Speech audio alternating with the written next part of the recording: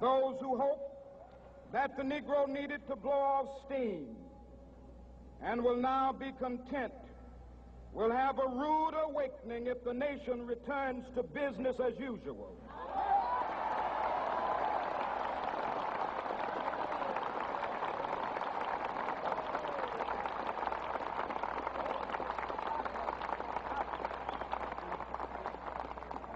There will be neither rest nor tranquility in America until the Negro is granted his citizenship rights.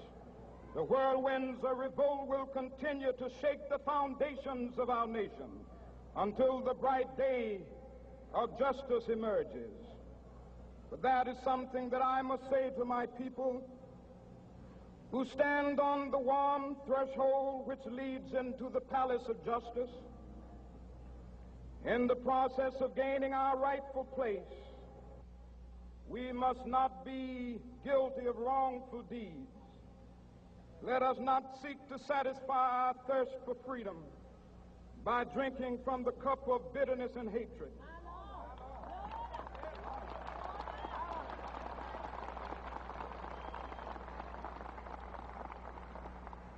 We must forever conduct our struggle on the high plane of dignity and discipline.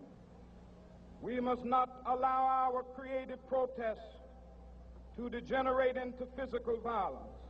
Again and again, we must rise to the majestic heights of meeting physical force with soul force. The marvelous new militancy which has engulfed the Negro community must not lead us to a distrust of all white people.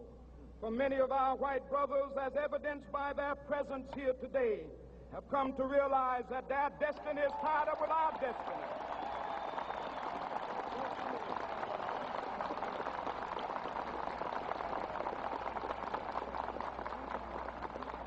And they have come to realize that their freedom is inextricably bound to our freedom.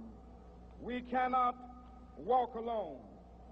And as we walk, we must make the pledge that we shall always march ahead. We cannot turn back. There are those who are asking the devotees of civil rights, when will you be satisfied? We can never be satisfied as long as the Negro is the victim of the unspeakable horrors of police brutality.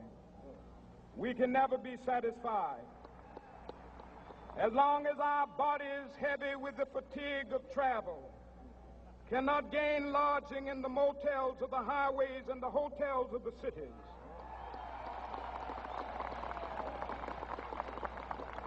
We cannot be satisfied as long as the Negro's basic mobility is from a smaller ghetto to a larger one.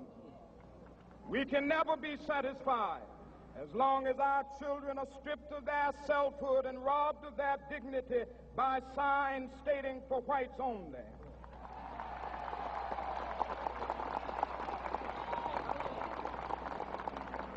We cannot be satisfied as long as a Negro in Mississippi cannot vote and a Negro in New York believes he has nothing for which to vote.